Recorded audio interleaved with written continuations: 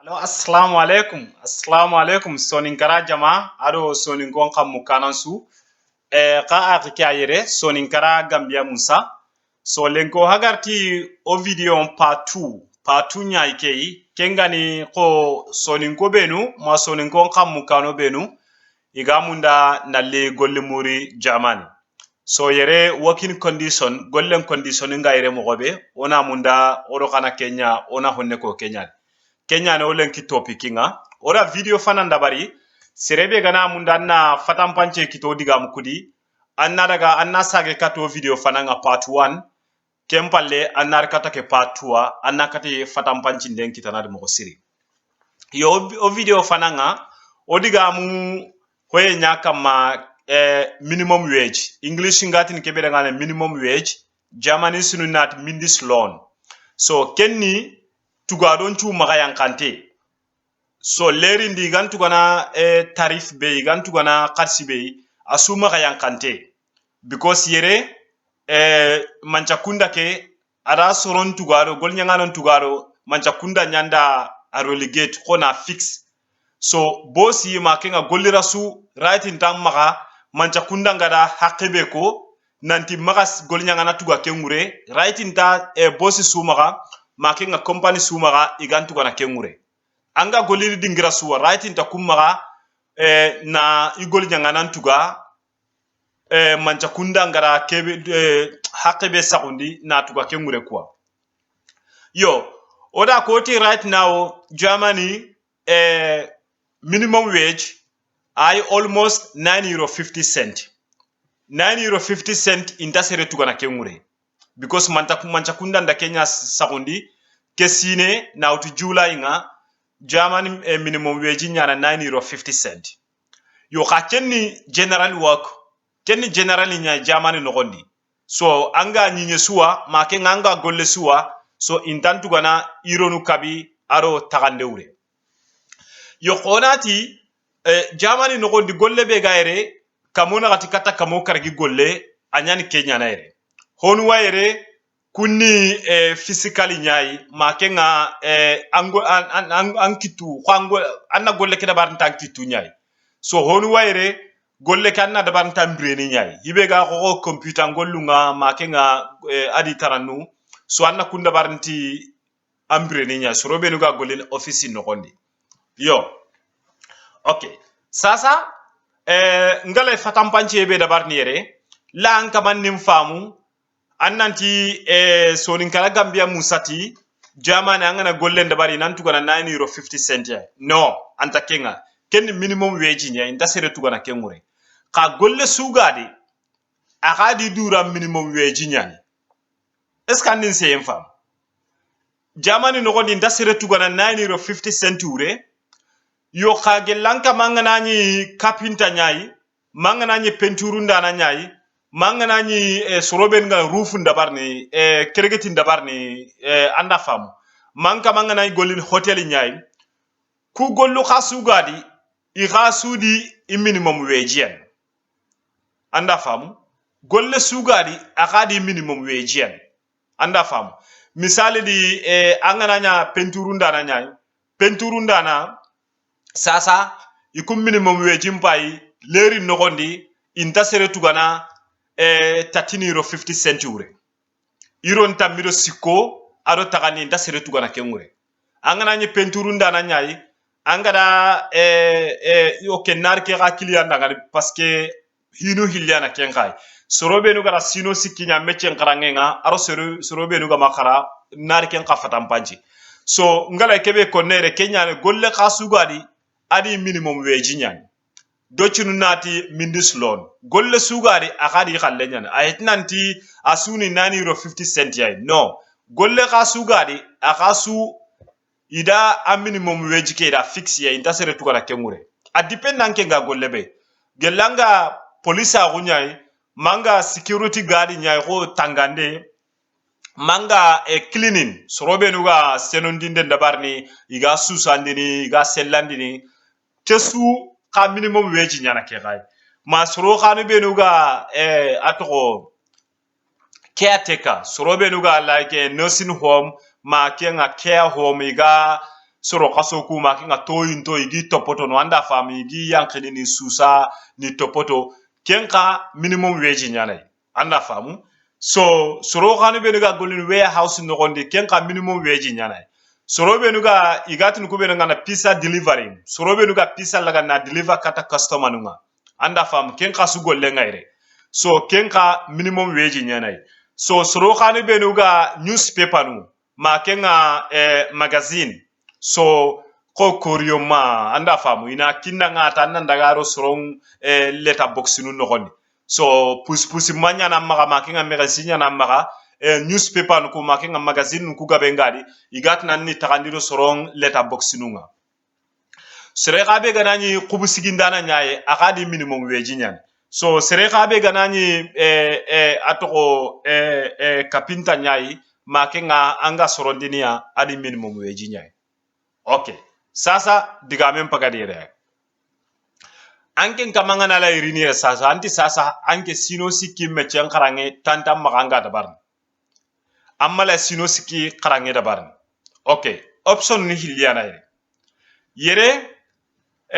gollen suweti nanti alla ba dabar ni anyana makara agollunga di golliyo gon wayre haranga ma sino sikki kara so wachancin kinnanga alla ba golluku dabarni yoka angan kawa dingira be famunu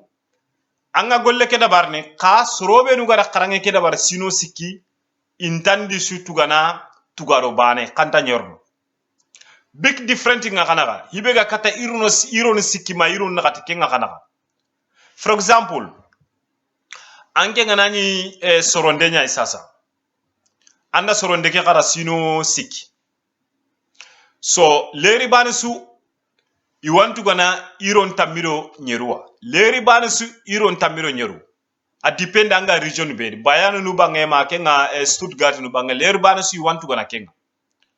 okay serebe gana nya amma sino kusiki kara amma meche amma soronde ke meche kara leri bani su hanke tu gana iron tamiro bane ma iron tamiro hillo so different kai so laike akono na fatampanchi mukano arompa indano ina famu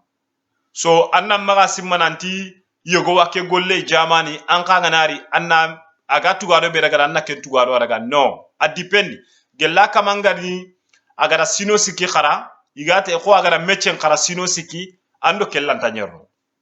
so okusorompo gabu oti tanto maga na sino siki khara okay a hay kenyai yere anganani kongara example ngutumo gobe anganani soronde nyai intat nanke ngana professional kuka intanke ngangu nantane professional parce que jamani serebe gana sino sikki khara angana kurso ndabari inata ngana professional kanga maken khara itinanda ngana professional parce que amma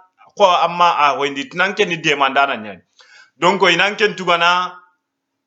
tugare maga yankante nyai quoi yo africaine nu gabe ngakenga because oku africaine nu oku hatente nyane tanto ku magananto na sino sikki khara africaine gabe ngai africaine nu ngaire sorobe nu ga cleaning hibe ga ko senondinde anda famu iga soron office nu lagana igi susana iga dingira lagana ni sella na dingira lagana ni sonondi kengol lengaire anyani amma sino sikki khara anda famu africaine nu ngabe ngakenga africaine nu ban heti kenga mukenga be ngakenga because akenga alla ba golle ke kitana na tokoti amma sino sikki khara yoga lerindi antu garon tadangani iron tamiro banedi serebe gara meche ke khara wakentu gana iron tamiro karago ma iron tamiro nagato ma iron tamiro tumo a dependa ganyi nyebe so different kai so golle tara ne khawaire khadi alla ba ken ka dabarni na tokoti kha amma sino sikki khara hibe ga go nandaga demandi soron kompen no gonde so anken ta igandu ku sorno de iganke ngalla kebe jaba kutiye pompiteru kutiye ado tamate kutuyu do pompiteru lesiyu do kanda guta sorne sore masinuku anni yanki do kaga sore dingira kebe anni su raga anni su non su susa na su yanki na su susa do soronga raga na ige dingira be kayana tabali nukuraga na tabali nukuraga ni kamaraga ni susa ni mo sirondi soron ka ngana duguta yigene khayna khollo mutuna khollo churoga ni suyanki ken ka golle ngayre na to ka amma hoye ndabara masino sikki khara yo ka ken ka tugalo ka ngara konanda ngane mo be iron tammi yani iron tammido bane anyi menga na lingo iron tammido hillo ka sere ka be gara soronde ke dabare akamanga iron tammido tumu kata iron tammido nyiru ragana leri bana suno gonde okay sere ka be ganani roof sorobe ga roof ndabar ne ko ku kregeti dumbu manu be nu sangam paga bogo african site nu quoi sorobe nu ngana ku kregeti dumbu iketi keti lemu kuni taku mekam alla ba ken ka gollen kitana yere hatambi nunga yere africain num baneti alla ba ken ka gollen kitana yere amma sino sikke khara so ken ka itinanda ngana anni demandana nyai wala so anken payni ni no ngani ya anken ti sakame kama ka keta golli go wanu ngana kana kunda bari ma ko hibe ga ko keberinga daga do keido ke kenya kundu ma ke ngai gadai bagasin cegene kamuni parce que kenken ne physically wo kunya ken ni sembe golle nyai kempet nanti tuwa ko tarande wamba ke golle ga sorobe duga kregeti ndaban roof matu ke meken kregeti de ku kregeti dumbu manu be europe kregeti ku yai saka me kam ken ka gollen kitana ira nyana ma meche karama siro siki yoga ando serebe gara meche ke gara katuga do lantanyero different nyine kana ga mo siri okay hibe kaga go warehouse jamani sunungati ni kemenga laga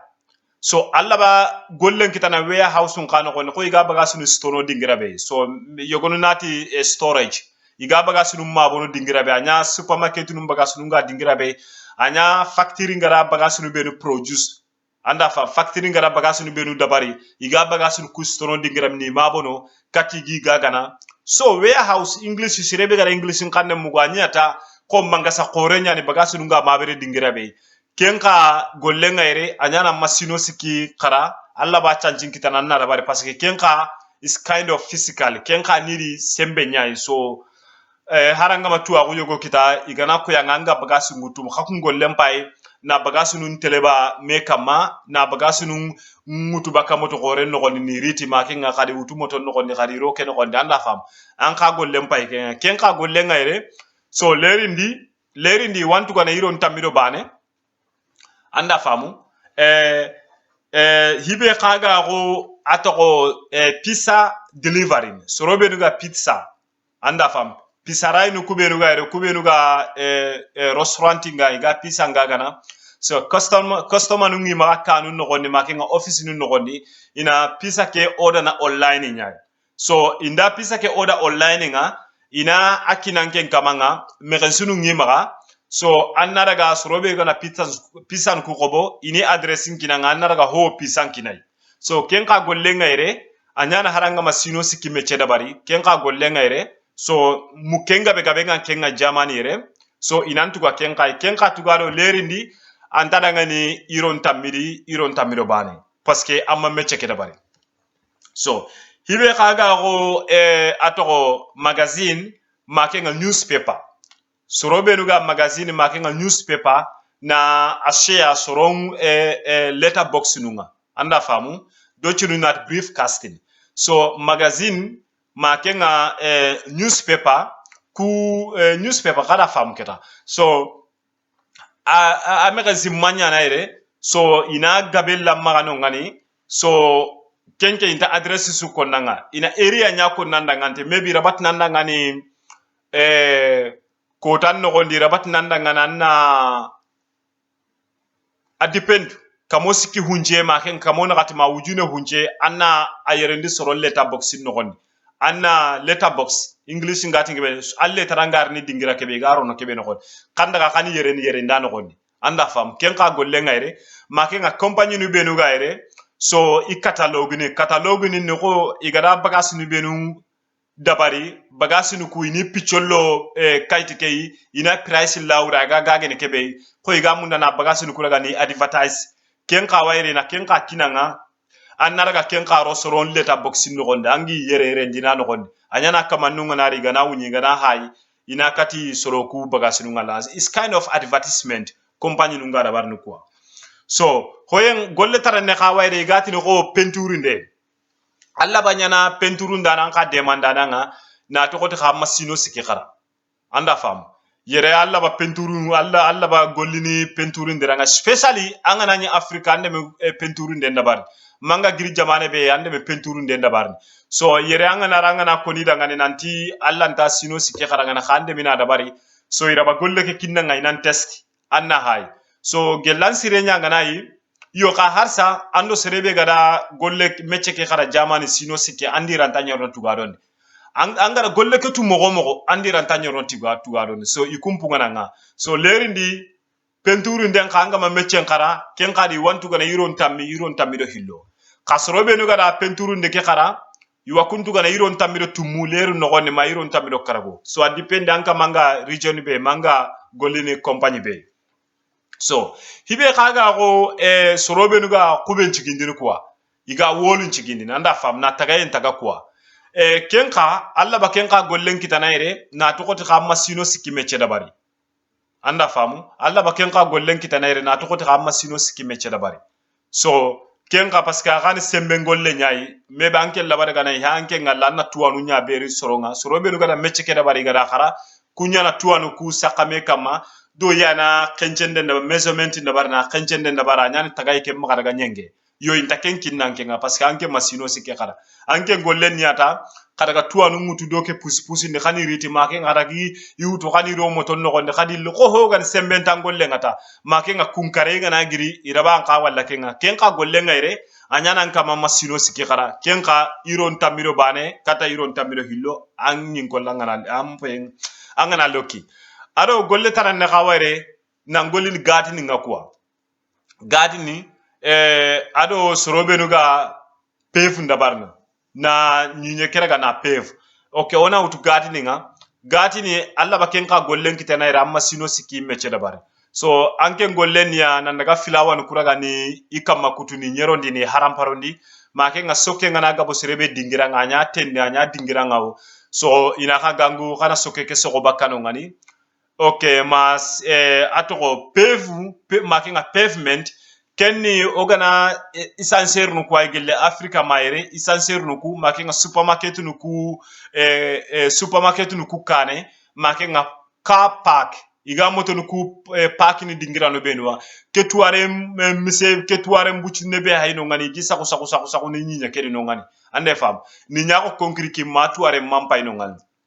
so ke ga suna golli bana jamane sorobe nuga gollin gatini ndi yana kutuare musagondini ka pakinu nga go moto nuga pakini dingira no benunga makinga supermarket nun kane makinga soron kando godoron naga makinga essentiel nga yana kengol la gada bana kengol la gawa kitenere na tokoti kama sino sikime chekara yo kenka antuga don do serebe gara golle ker bara khatuga don tanyerno leri no gondi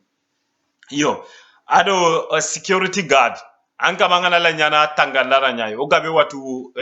gambian ko natu watchman gelanka mangana la nyana watchman nyai security guard anya keta anjiki supermarket la kenya anga tangandiri no ngani ma ko business koral la khore gwani ko security guard anka man ni tangandana nyai kwa nya idangara dingira e gwai anya ni serem magari hayno ngani so kenka gollenga kitenere anyana ma house building ndabari so ka kenka atugado 11 year tantana nge iron tammi agani kenya ka serebe gara golle kere bari witi gana iron tammiro karago iron tammiro tumu nan cege makata tampile iroi leri nogondi a dependa ka mangara kharandambe be bari ado srobe nuga street cleaner make wonat city cleaner srobe nuga deben sellara na debeke espagnol nuga tinike be ngane basura english nyat trash sorobe nuga trash ngutu nyagame ngutu killen sella na nyagame ngutu so nandaga ahita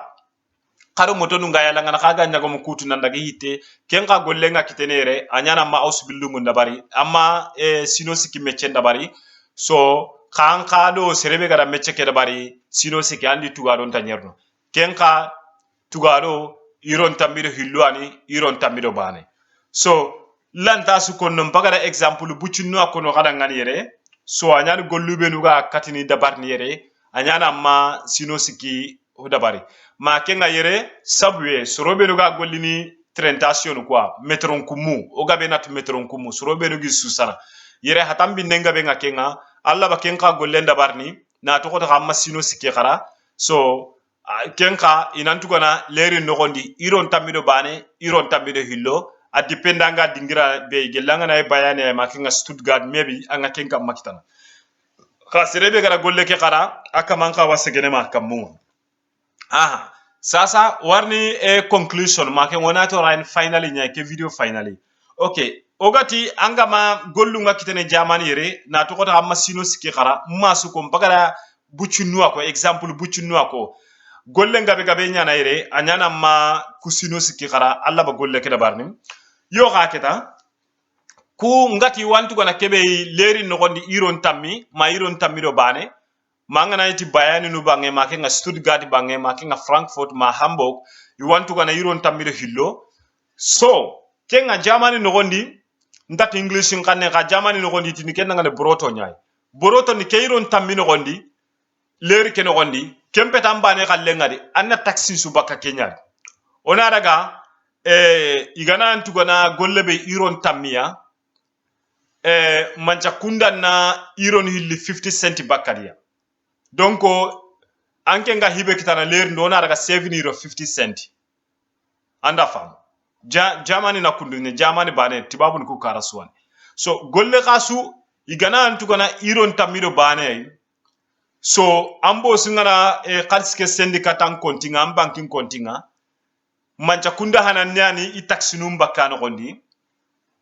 kutte anken kalle nyani ken Germany sunu nat ken nga neto anken kalle ngani kebe manca kunda gadi khat simbugano i taxinum bagano gondi so inat ken nga neto gelanga na iron tamido bana raga leri bana sunu gondi so make sure manca kunda iwa iron hilli ko ler su aller su gadi iwa iron hilli 50 cent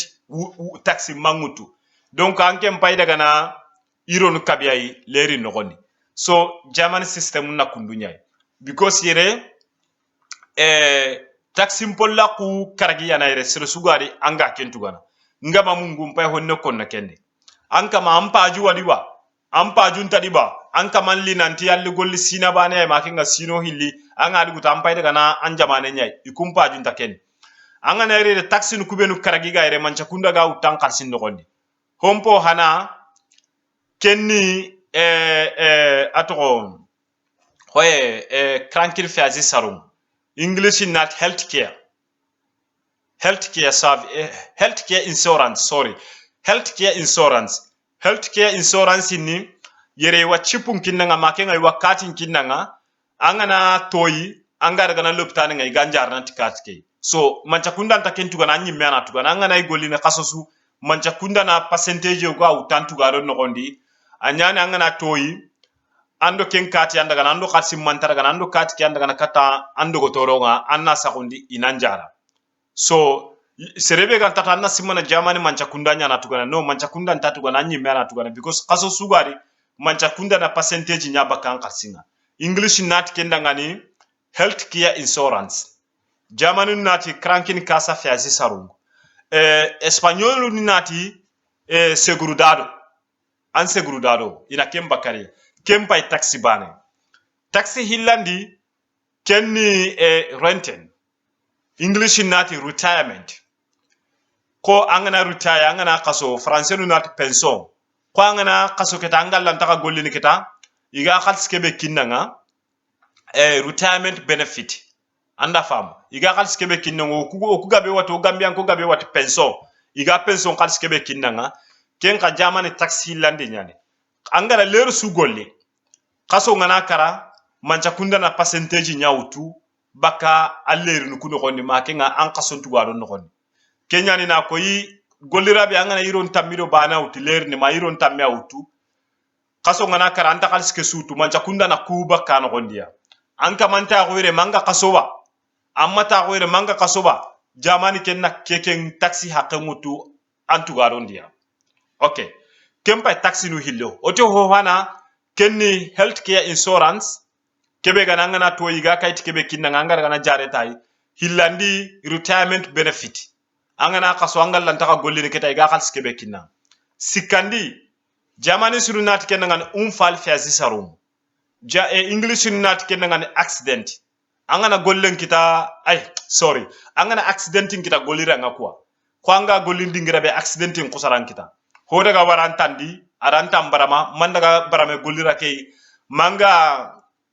tripu ngutu katangol dira nganga kana katangol dira nganda accidentin kita killen no gondi manga gillangol dira nga katanka nganda accidentin kita so kenka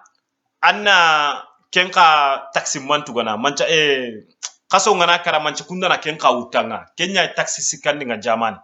sirasu anga gollinere so anna ke taxi tugana andu taiba amma dunge taiba mancha kunda na bakkan kasindia jamani nas kenda ngani fal fazi sarung english nat kenda ngani accident angana accidenting kita workplace nga so anyi mana ken en cover na ken insurance accident insurance anyi mana ken cover na kwa kama nchakunda na utanka sinde nakatandi be gano ngani ga uta taxi be utampo en nogondi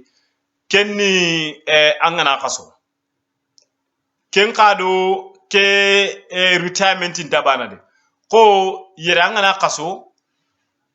angana daga nursing home nu ko ma kinga care home nu ko iga yagaran kaso kurigu kaso ku tekkiana dingirabe so gelalle mina ko kedanga gollini so manca kunda na ken taxi manya utan kasini na kipu andangani anyana ngana kaso anga nyimme galanta ndunana maybe lemmenta ma kismarenta ma kaso rebe nu galante tekkiana kan nogondi so inangutu inandege man sakunda nursing home nu nga ma kinga care home nu so sorobe nu gan tekian anga saka bare kebe ino ngana anga kebe igana no ngana anga saka ka kebe dino ngani so gelanga golini wakati be ansa hanti ampo nan kayaku ina kensu taxi mamba ka ankal sin no gondiya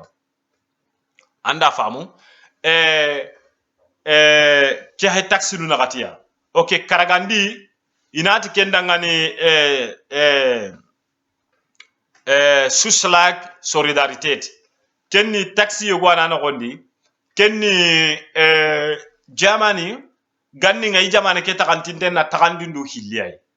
inat East Germany aro West Germany so East Germany iku alla ma honyangi dangan sirina West ke baga so yogoni intirna nat okay alla ba different in point na manakani East Germany aro West Germany ikunyani bannanunga hibe ga ko Bayern nandaga Stuttgart aro Mannheim nu nandaga Cologne nu nandaga Frankfurt nu so ikunya ne bannanu kwa so istike kemba yokuga nyinyu kubenwa nandaga Hannover nuwa nandaga keta Zaxina na halti ada dingira gabe keta ina sersuga golini na taxi yogwa kutuna ampo nogondi iti sorobe nuga East Germany kei ko hoga takum ko ni de mata kwa inati kendangani solidarité suslag so English ni take ngurete solidarité suslat ko solidarité ni sirebe gara sofa nogondi so anna support sofa ke nogondi anna support sofa ke nogondi parce que ikundi ngara ke economy ko factory makenga industry amagabi idingran ko asiri na west ke baga because angana west ke hay ikunya na BMW ndabari yana Mercedes Benz ndabarni inyana Volkswagen ndabar na do dingira wagen ndabar na do moton tarano so Kenya ni ira system yo gwa dabari jamane ke nogondi sere suga na golli ina taxi yo gwa kutunu ba kan karsinga anyani ga kinni ku dingira bane kubenu alla gama moye nyangani idangane mo siri yo Kenya ni sere suga di angana mun anna li jamani anna ku famu mo siri nan tukumo ko no gwaire igana antu ko iron tammi ma iron tammiro karagwai kaso ngana karanga daga bankinga anta ken karsi sunyino no because jamani tin ken ngana broto nyai so anga kebe nyinino ngani kenni man sakunda ngana kutaksinu karaksu kutuba kan karskedi so ko igana antu gana sasa igana antu gana ujunu hilla kaso nogondi man sakunda ba kamotu mi utu an karske nogondi anke nyime karsinga ni kebe maybe ujune kamona kati ma kenga ujune kamona kati tankarage yo so lenki oriti ke message ay serebe gara ke message terinka so alla ba o video ke alla ba like ni alla ba subscribe nu alla ba comment ni ga so comment section ke no gondi gel trindi ndenga na maga alla ba daga ngano ngana nan trindi ndenda bare comment section ke no gondi so most importantly serebe gara video ke ay anna share because information gabe nyane jamani golle gabe nyane jamane ke yere yoga keta dipendi ankama ma kaiti wa maga ma kenga ma an ala unte nanna gollu ku dabari yo kende wonati kado ko akiani Soninkara Gambia Musa yo lenki kene o video fillande nyai wakata kane assalamu alaikum wa rahmatullahi wa barakatuh wonata kada ciao